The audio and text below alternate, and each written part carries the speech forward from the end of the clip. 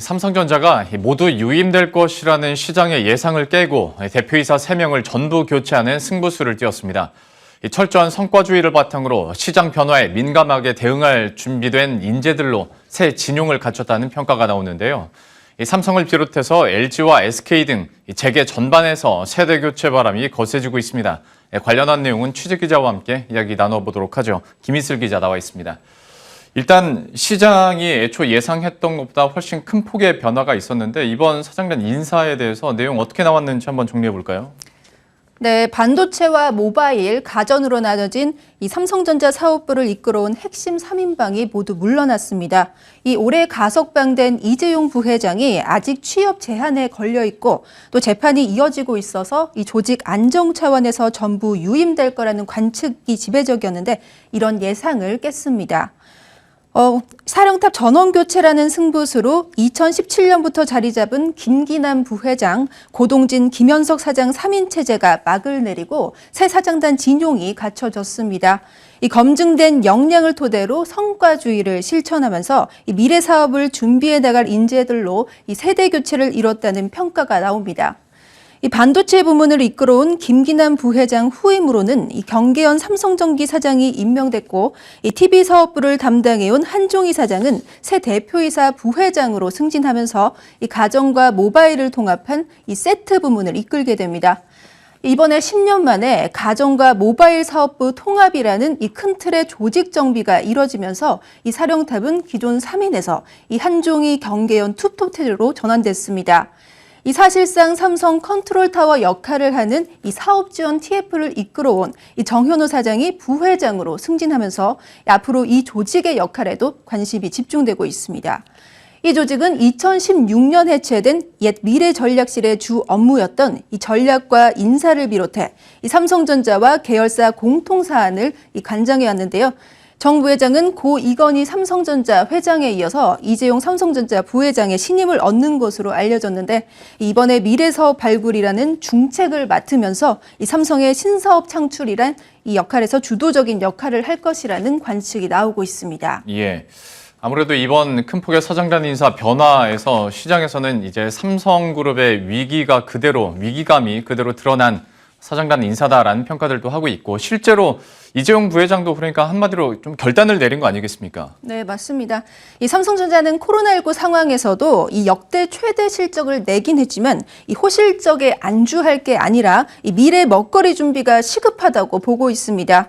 이 최근 미국 출장을 다녀온 이재용 부회장은 이 냉혹한 현실을 봐서 마음이 무겁다 이런 말을 했는데요.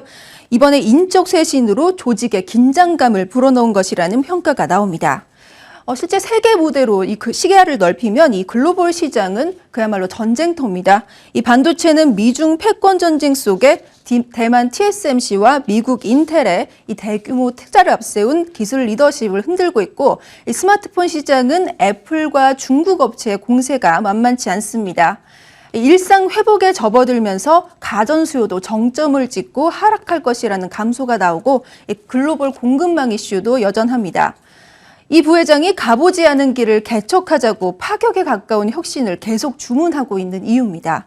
이번에 반도체 사업부를 이 사업부장 경험이 없는 이 경계연 삼성전기 사장에 맡긴 것도 같은 맥락으로 풀이됩니다.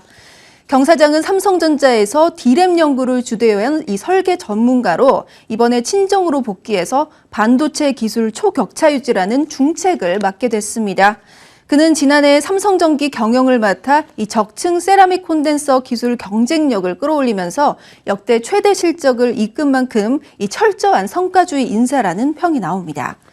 이 가전과 모바일 세트 부문을 담당할 이 한종희 부회장에게도 미래 먹거리 발굴이라는 미션이 주어졌습니다. 이 새로 대표이사에 오른 한종희 부회장은 이 1988년 삼성전자에 입사한 뒤 이 TV 부분에서만 이 30년 넘게 몸담은 TV 전문가입니다.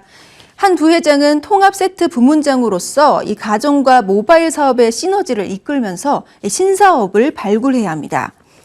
2012년 세트 사업부를 가전과 모바일로 분리한 삼성은 이 각 분야에서 이 스마트폰 사업 점유율 1위, 이 비스포크 가전 사업 위상 강화라는 성과를 냈습니다. 하지만 사업부 간 상호 견제와 이 경쟁이 치열해지면서 인공지능과 이 사물 인터넷 등 전사적인 시너지 창출이 더디고 또 투자가 부족하다는 이 지적도 적지 않았습니다. 이번에 완제품 사업 통합으로 이 TV와 가전, 모바일의 경계가 허물어지고 있는 흐름을 쫓아서 이 연결성을 강화하는 이 투자가 뒤따를 것이라는 전망이 나오고 있습니다. 예. 저희가 최근 며칠에 걸쳐서 최근 대기업들이 외부 인사를 적극적으로 영입한다라는 보도를 해드렸었는데 이런 외부 인사 포인트와 또 비슷하게 가고 있는 또 하나의 인사 포인트가 세대 교체가 아닐까 싶습니다. 실제로 어떤 움직임들이 나타나고 있습니까? 네, 맞습니다. 이 삼성부터 보면요. 이 사장단 인사 이후 나올 임원 인사에서도 이 파격적인 인사가 있을 거라는 관측이 지배적입니다. 그럴 것이 삼성이 지난달에 이 연공 서열을 폐지하고 직급 연한을 없애면서 이 능력에 초점을 맞춘 이 인사제도 개편안을 발표했습니다. 이 나이와 무관하게 능력 있는 차세대 CEO 후보를 양성하겠다 이런 취지인데요. 이 조만간 있을 후속 임원 인사에서 이 젊은 임원들이 대거 배치되지 않겠느냐 이런 가능성이 점쳐지고 있습니다. 이 삼성과 마찬가지로 LG와 SK그룹 등 이 대기업들의 연말 인사에서도 단연 화두는 세대 교체입니다. 이 SK그룹은 올해 1975년생인 이 노종원 부사장을 SK하이닉스 사장으로 임명하면서 첫 40대 CEO를 배출했고 이 30대 부사장도 나왔습니다.